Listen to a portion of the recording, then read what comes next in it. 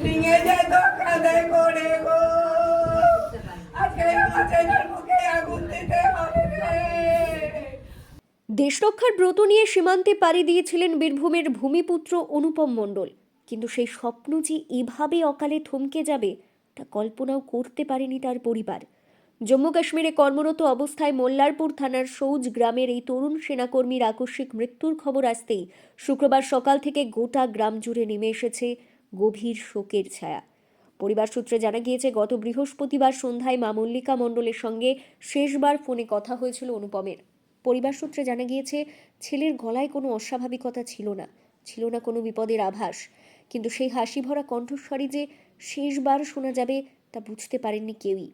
রাতে সেনাবাহিনীর পক্ষ থেকে ফোন এলেও ঘুমের কারণে তা ধরতে পারেননি পরিজনেরা।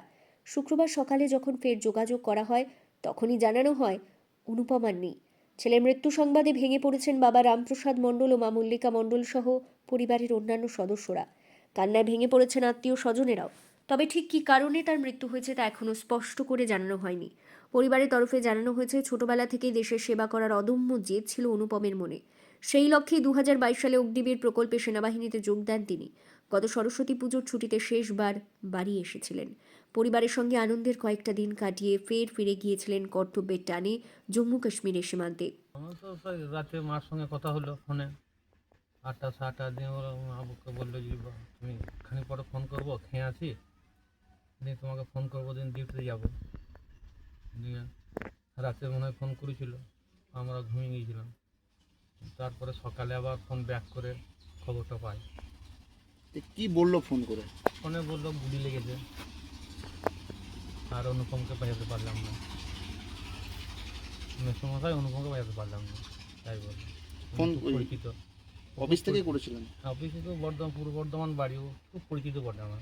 উনি মাঝে মাঝেই ফোন করে, মাসে দুবার করে। আর কি বললেন উনি? উনি আর কিছুই বললেন না, ওইটুকুই বললেন যে অনুপমকে আমি বাজাতে পারলাম না।